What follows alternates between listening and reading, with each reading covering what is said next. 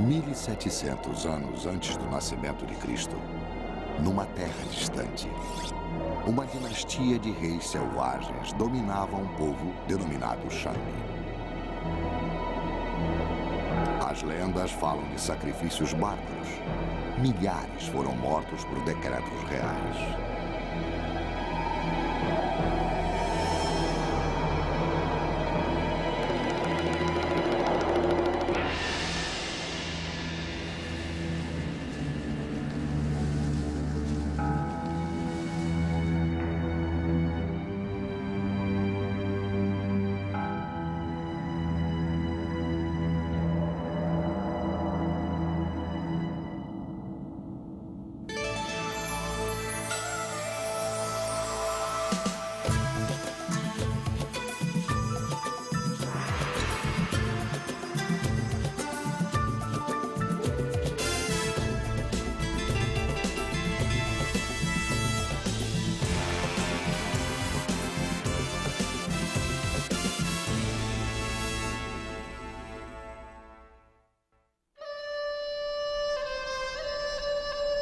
As implacáveis façanhas dos reis Shang não são mais lendas. Agora sabemos que elas foram reais. O início da dinastia data do início da civilização ocidental. Aqui, isolada no leste, a mais remota das antigas civilizações estava surgindo, numa terra chamada China. A maioria dos orientais vê a cultura chinesa começando na cidade capital de Beijing.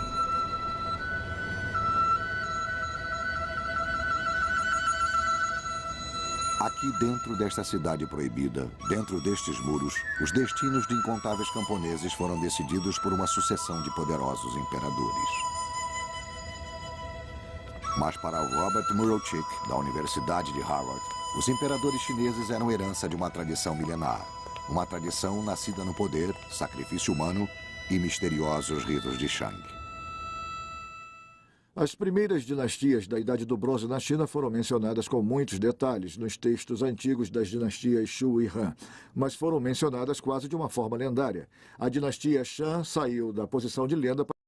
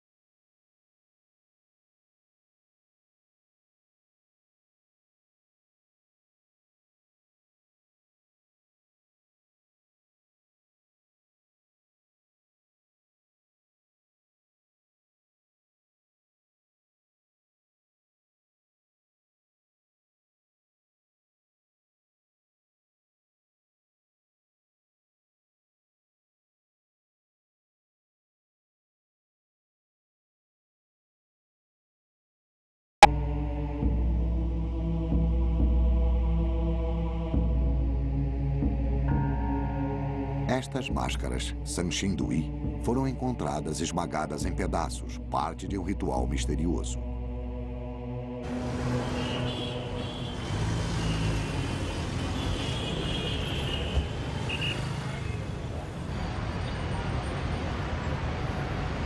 Elas foram remontadas aqui na cidade de Tsindu, no Instituto de Arqueologia.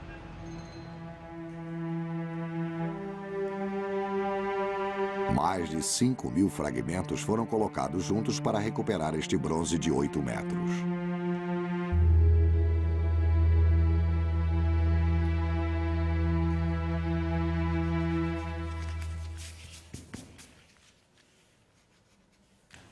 A recuperadora Zhang Guanli estava impressionada. Por que tais culturas cuidadosamente decoradas foram intencionalmente destruídas por seus criadores? Enquanto eu desenhava a estátua, eu tinha inúmeros pensamentos. Eu fiquei curiosa que houvesse uma estátua tão grande em data tão remota. Eu também senti que era muito mistério quanto às máscaras e trajes. À medida que desenhava, mais eu sentia que estava lendo um livro de história sem letras.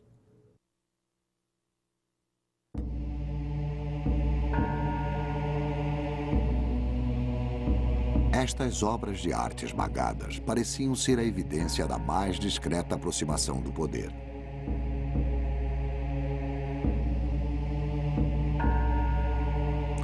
Enquanto os Shang arrancavam a cabeça dos homens para mostrar força e autoridade, ao contrário, os poderosos de Sanxindui conservavam a população decapitando as estátuas.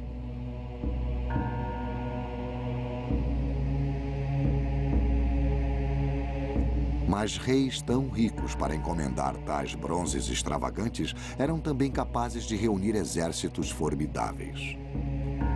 As culturas como o Sanxindui enfraqueceram a Shang, e assim se levou uma nova dinastia, um povo chamado Shou.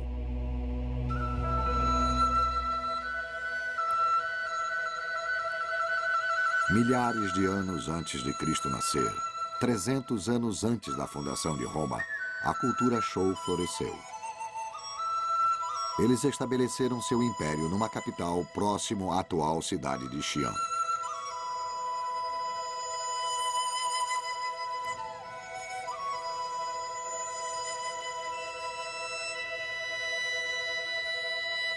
Aqui, o grande rei Wu garantiu sua dinastia criando o primeiro sistema de justiça da China para o povo comum.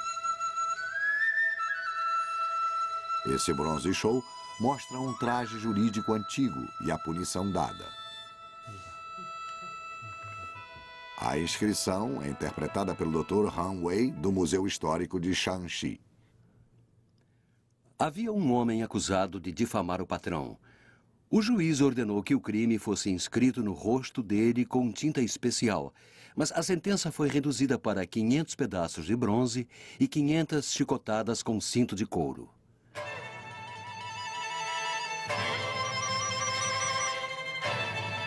Os reis Shou criaram um sistema feudal baseado nos ensinamentos de Confúcio.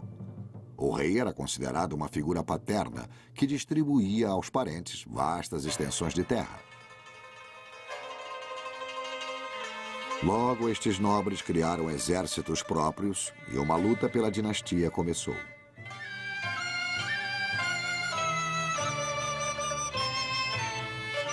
Guerras sangrentas tiveram início. Estados menores eram engolidos por poderes regionais maiores. Os séculos finais do conflito, compreendidos entre os anos de 481 a 221 a.C., são chamados de período dos estados guerreiros. Um tempo quando os 7 estados mais poderosos lutaram pela supremacia. Exércitos de milhares eram recrutados da população camponesa. Grandes somas eram empregadas para treinar novos recrutas e desenvolver novas armas. A besta foi desenvolvida cerca de 13 séculos antes de aparecer na Europa. Esta arma chinesa era feita com um gatilho de mecanismo sofisticado.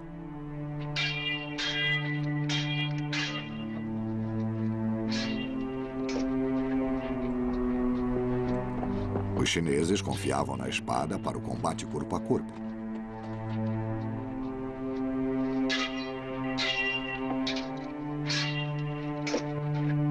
Mas quando tudo falhava, eles recorriam ao combate psicológico.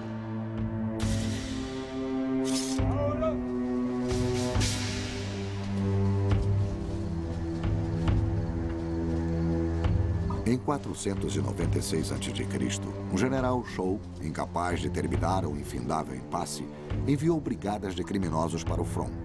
A escolha deles era simples: morrer pelas próprias mãos ou sofrer uma morte muito pior se recusassem.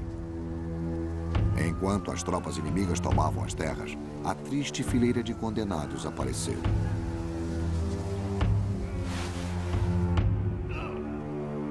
E os soldados assistiram chocados aos condenados cometerem suicídio.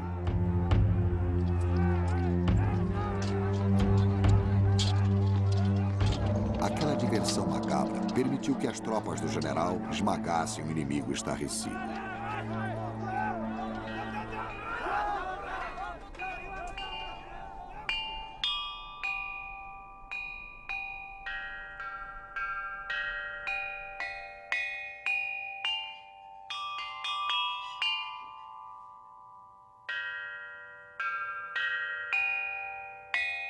O período dos estados guerreiros foi ao mesmo tempo de destruição agressiva e agressão criativa.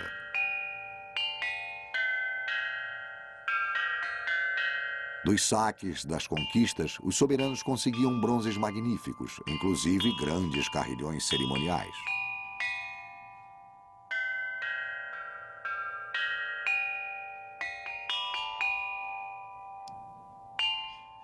Peças de jade eram bastante procuradas e simbolizavam o poder e a majestade entre os nobres.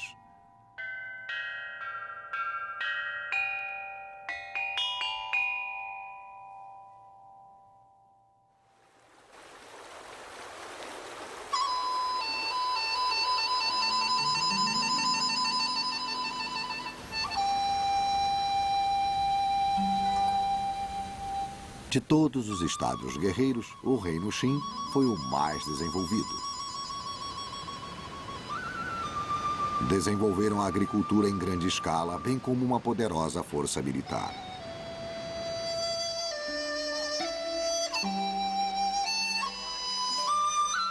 "250 anos antes de Cristo, um labirinto de barragens, canais, represas e hidrovias transformaram o centro da China.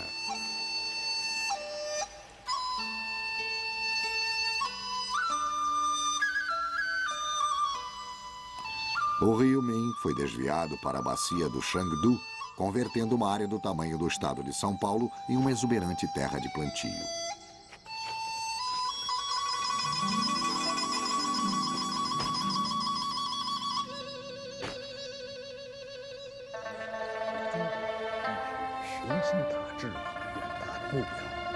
Os líderes Qin poderiam agora sustentar uma população crescente de civis e também alimentar sua máquina militar.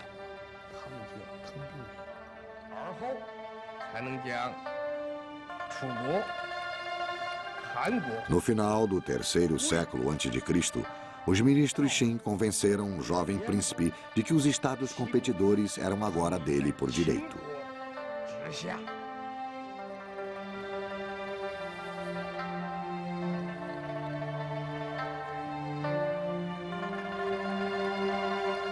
O príncipe seguiu o conselho ministerial e tornou-se o governante mais poderoso do mundo, o Filho do Céu, senhor de todas as coisas sob o céu, o primeiro imperador da China, Qin Huangdi.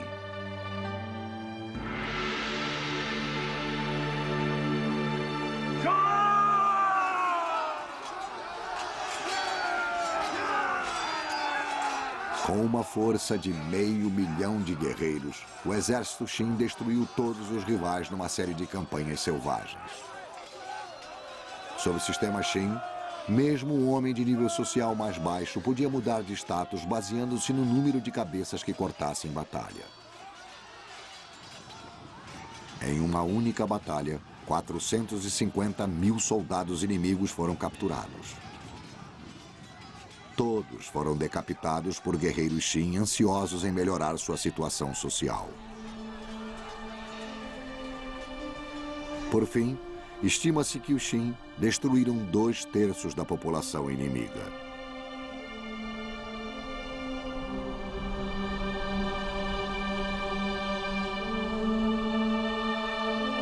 O primeiro imperador teve sucesso onde nenhum outro conseguira. Ele unificou a China. Mas a luta para isto preservar estava apenas começando.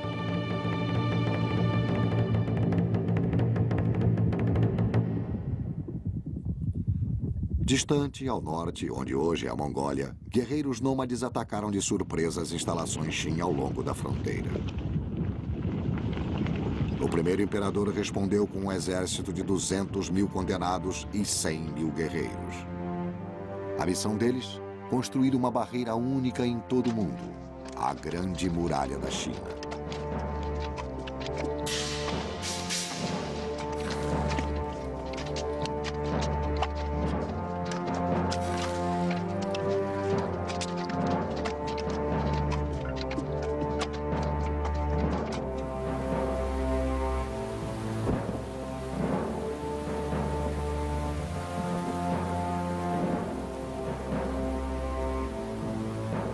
Durante 10 árduos anos, milhares de homens pereceram de abandono e fadiga.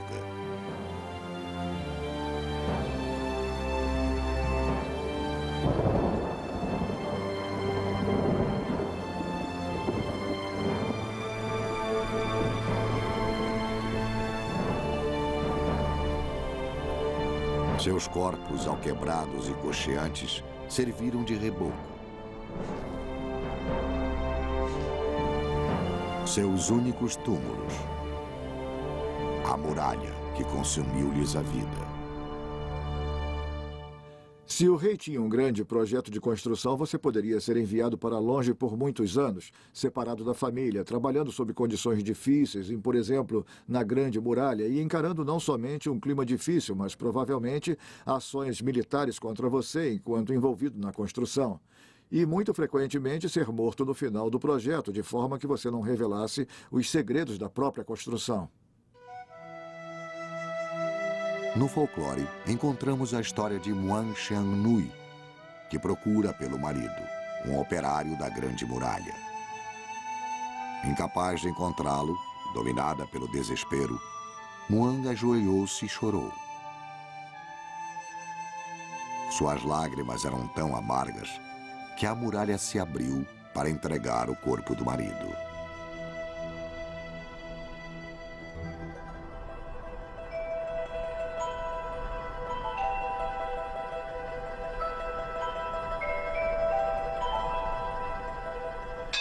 A Grande Muralha da China foi um monumento ao poder dinástico. Ela se estendia desde desertos profundos a mais de 1.800 metros de altura. Partes da nova muralha ligavam barreiras construídas por dinastias anteriores para criar uma maravilha que se estende por mais de 4.100 quilômetros. É vista até pelos astronautas no espaço.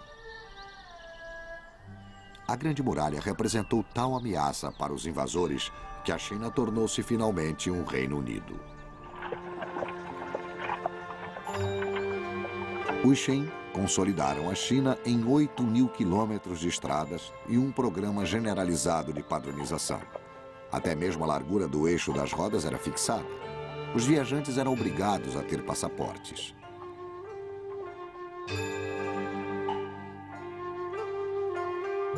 Certa vez, os estados rivais cunharam moedas de todas as formas e tamanhos. Impondo uma moeda padrão, os Qin criaram um sistema monetário nacional.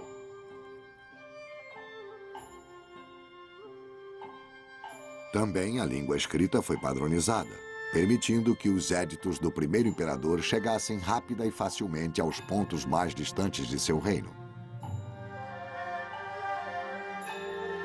Mas o idioma é também um veículo de ideias e opiniões. E em seus escritos, até mesmo estudantes e historiadores reais começaram a criticar muitas das ideias do imperador Qin como um rompimento perigoso com o passado.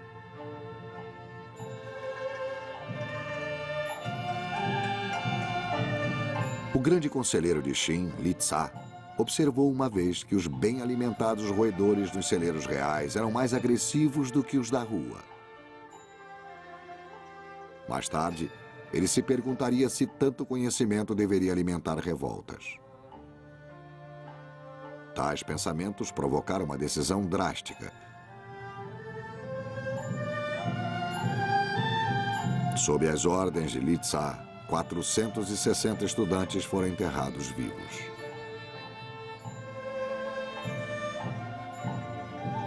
Inúmeras coletâneas de histórias, poemas e pensamentos foram destruídas. A civilização que deu ao mundo papel e tinta deveria também liderar a primeira queima de livros. Mas a oposição a Xin apenas se intensificou. Após 3 tentativas de assassinato, Xin recolheu-se numa cidadela fortemente guardada.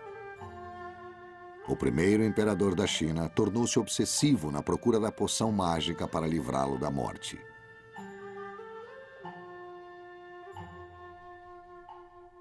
Porém, uma das misturas que ele esperava torná-lo imortal, por fim teve sucesso onde seus inimigos falharam.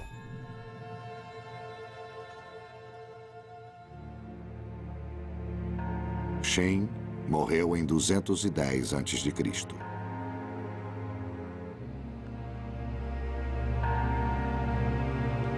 O primeiro imperador da China foi enterrado no mais opulento mausoléu que o país tinha visto.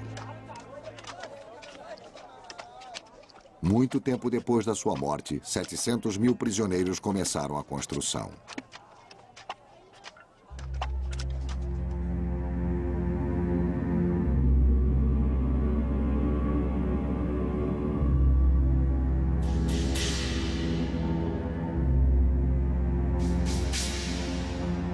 Dizem que joias preciosas adornam o teto da tumba imitando o sol, a lua e as estrelas do céu da China.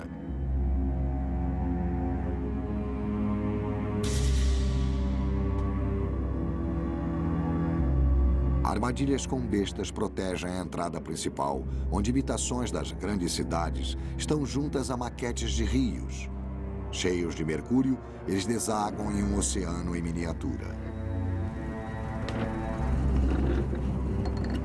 Para ocultar o local da tumba de Xin para sempre, todos os que sabiam deste segredo foram trancados dentro daquelas paredes.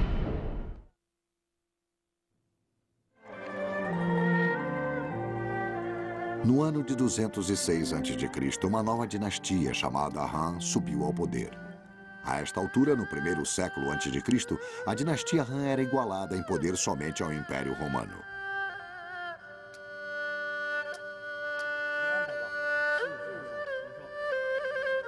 Mas o quinto imperador, Wu Ti, sabia que mesmo a Grande Muralha não protegeria seu reino para sempre. Os ataques dos nômades ao norte eram uma ameaça constante. Wu Ti acreditava que o segredo para bem governar era uma hábil diplomacia em vez de batalhas. Sua arma secreta, um conselheiro diplomata de confiança chamado Xiang Shen. Wu Ti enviou Xiang Shen ao norte numa missão de paz, numa tentativa de fazer uma série de tratados inteligentemente planejados para colocar o inimigo dos Han contra o outro.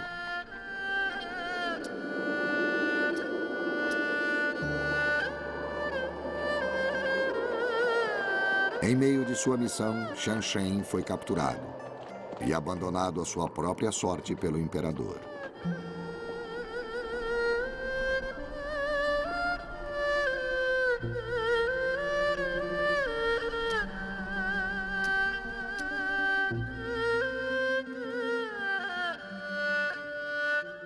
Dez anos mais tarde, um velho apareceu na corte de Wu Ti. Xiang Shen, o diplomata fiel, havia sobrevivido. O servo corajoso contou sua odisseia de 10 anos, inclusive uma descoberta fabulosa que ele fez em suas viagens. Xiang Shen havia escapado de seus inimigos e viajou para o oeste, até o Afeganistão. Lá, para sua surpresa, ele encontrou mercadorias chinesas sendo vendidas em todos os mercados. Os comerciantes estavam levando os produtos chineses a todas as fronteiras conhecidas do mundo. Entre eles, um produto precioso, um tecido chamado seda.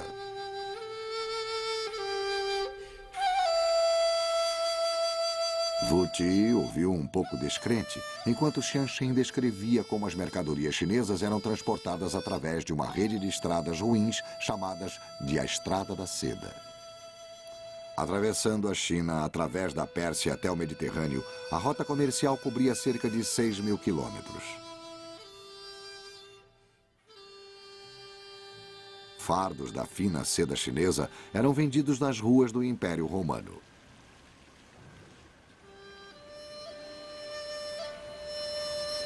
De fato, os romanos compravam este material com tal abundância que o imperador Tibério impôs um limite na importação de trajes de seda.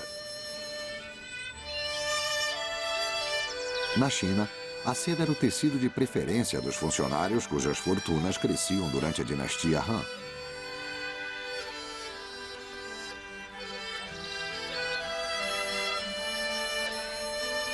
Indícios do estilo de vida dos soberanos Han estão revelados na cidade de Changsha, no sudeste da China.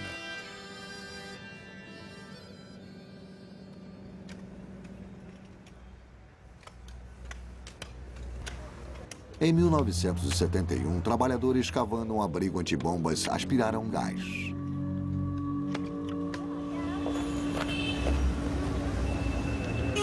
Aquele dia mudou a vida do Dr. Xiong Xuanxin, diretor do Museu da Província de Hunan, em Changsha.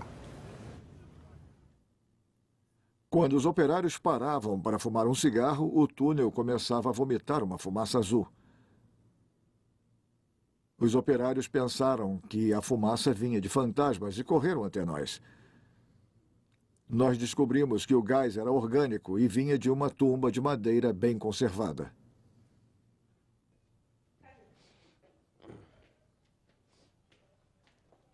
Xiong ordenou uma escavação meticulosa e descobriu 3 ataúdes gigantes feitos de sólidos blocos de madeira.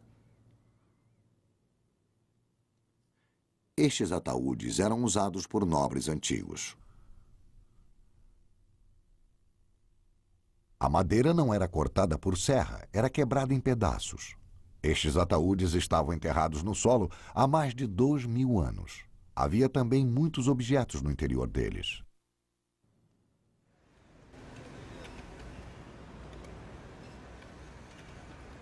Estas tumbas eram protegidas do ambiente por uma grossa camada de argila e 5 toneladas de carvão vegetal absorvente. Dentro havia os restos mortais do primeiro-ministro de Changsha, a família dele e uma quantidade impressionante de objetos luxuosos. Enquanto o túmulo guarnecido de joias do imperador Qin permanece uma lenda, a grande prosperidade descoberta em Changsha era real.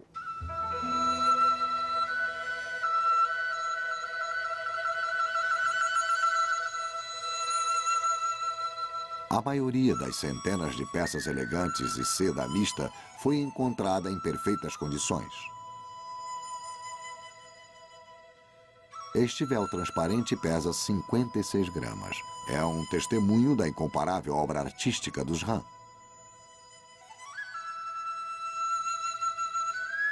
E a mais surpreendente de todas foram as sedas da senhora Xin, esposa do primeiro-ministro.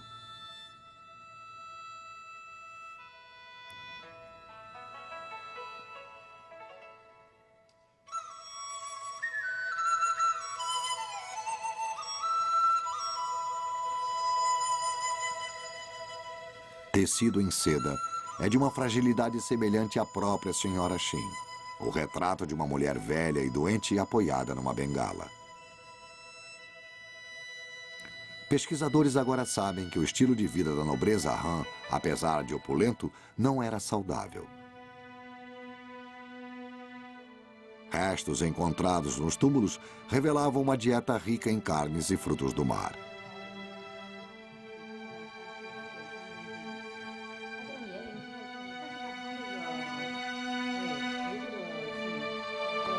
Uma clara demonstração da vida chinesa dos ricos daqueles tempos é dada pela mais preciosa das relíquias, a própria senhora Xin.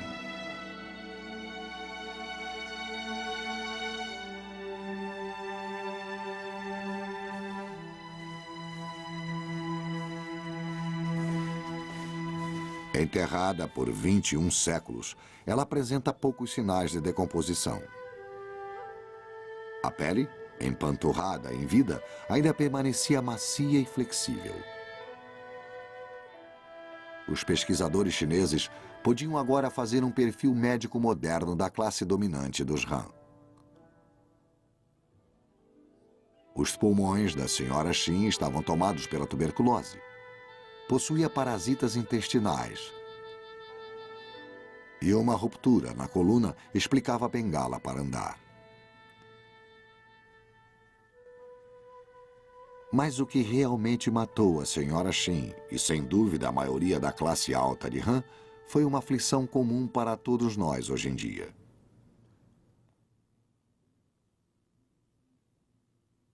A autópsia da senhora Xin observou o coração, intestinos, sistema reprodutivo e sistema urinário. Ficou claro que ela morreu de doença cardíaca, de um ataque do coração por volta dos 50 anos.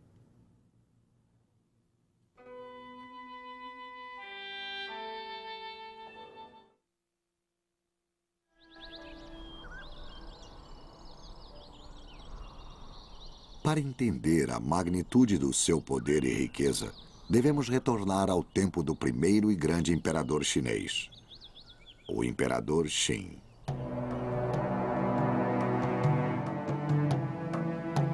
Para proteger seu túmulo, Qin contratou os mais marcantes guarda-costas que o mundo já viu.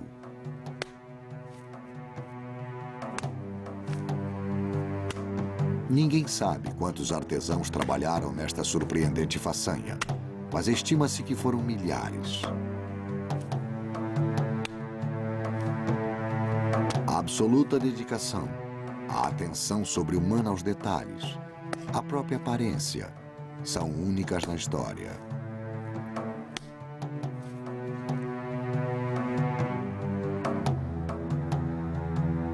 Sob ordens secretas, uma grande quantidade de súditos e artesãos trabalhou durante décadas para criar uma escolta para levar o imperador ao céu.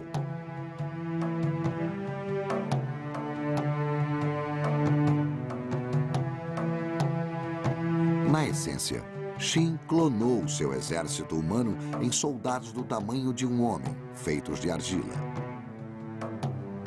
Os guerreiros posavam para seus moldes de terracota ou eram mortos.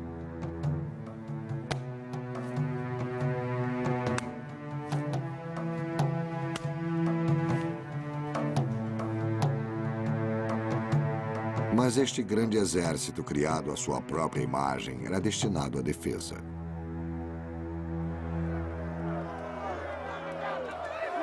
No caos que se seguiu à morte de Qin, a galeria subterrânea dos guerreiros em terracota foi descoberta por uma enfurecida multidão e queimada com tochas.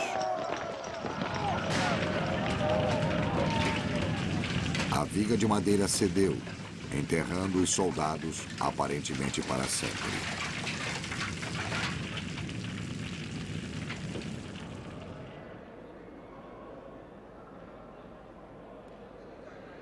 Por 2 milênios, o grande exército de Qin permaneceu perdido, até que em 1974, uma descoberta assombraria o mundo.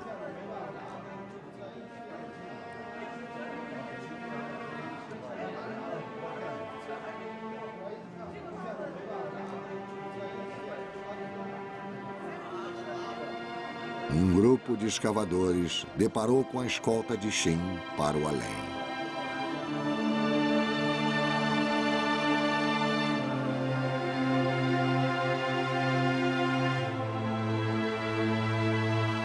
Estas estátuas, no local chamado de Cova 1, são apenas pequenos exemplos do exército de terracota.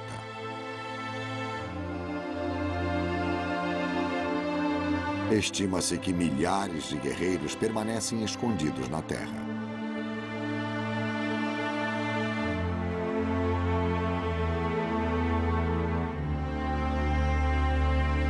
Libertas de sua prisão, as legiões de Qin provocam a imaginação mundial.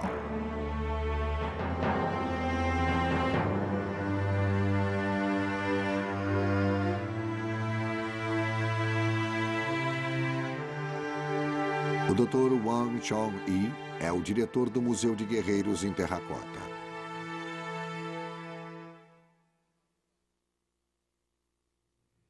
Eu vim aqui assim que os guerreiros de terracota foram descobertos por alguns camponeses que cavavam uma fonte. Quanto mais escavavam, mais coisas apareciam. Mais de 6.000 cavalos e soldados em terracota foram encontrados na cova número 1. Nos reunimos e começamos a beber para celebrar a nossa alegria.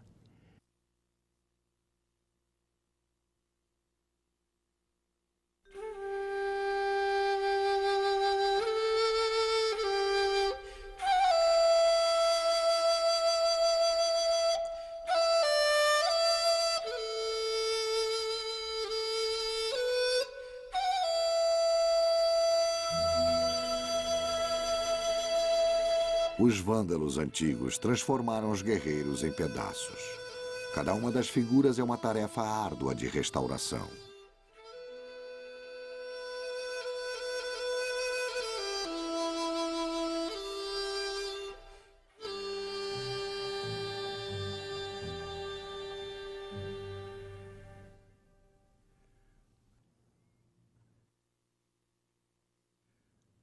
As esculturas são muito reais. Você vê o detalhe do cabelo penteado para trás com uma trança destacada no alto da cabeça.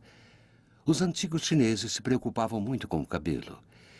De acordo com os registros das leis, se você estava num treinamento com espada e sem querer cortasse o topo do cabelo de um soldado, você era preso por muitos anos.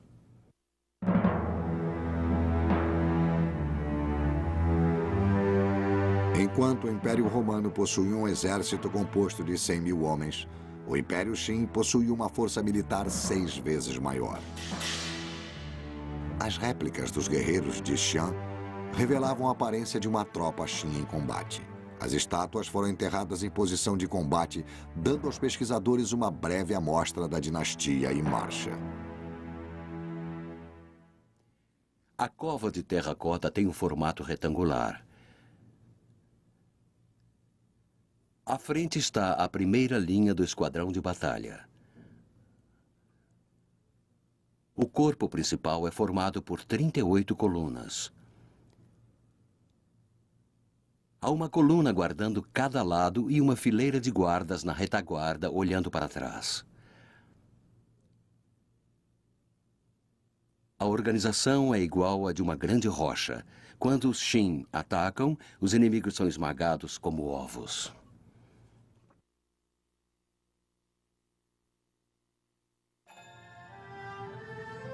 Recuperadas debaixo de punhados de argila, havia 10.000 modelos de armas chinesas.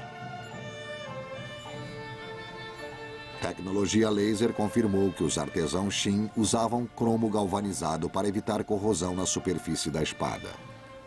Ainda hoje, elas são tão afiadas que devem ser manuseadas apenas com luvas de proteção.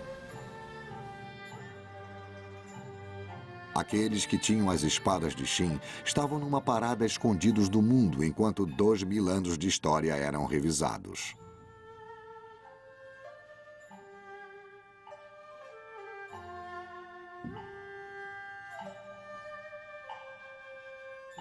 Mais de 200 imperadores sucederam a Qin, dominando a China até os meados do século XX.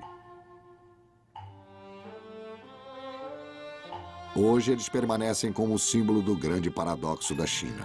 Uma terra onde os ciclos de caos fizeram nascer maravilhas e criações que enriqueceram o mundo.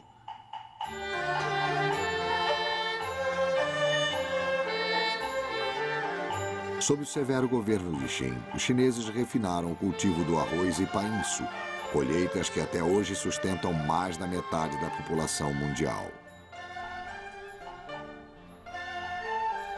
Durante o período dos Estados Guerreiros, os exploradores de Jade vasculharam o deserto guiados pela primeira bússola primitiva do mundo.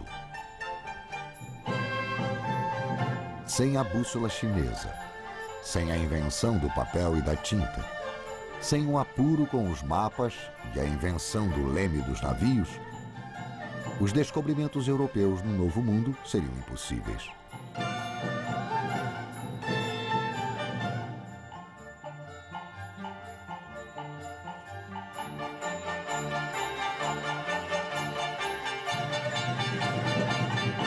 Finalmente, o domínio dos soberanos da China Imperial terminaria aqui, na Cidade Proibida, por volta da virada do século.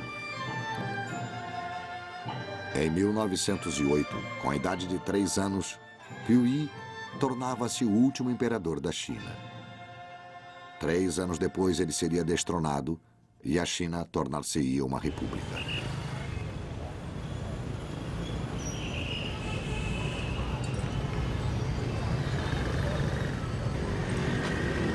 Alguns argumentam que a tradição chinesa dos líderes poderosos, na verdade, nunca acabou. E que muitas incertezas podem brotar neste século.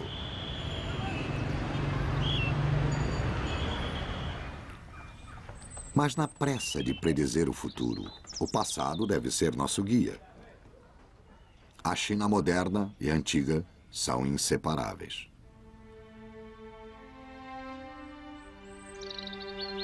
Com o passar de 4.000 anos, enquanto outras civilizações se acabaram e desapareceram, a chinesa continuou a se adaptar e sobreviver. Apesar das intermináveis guerras e um século de revolução, é a continuidade que permanece.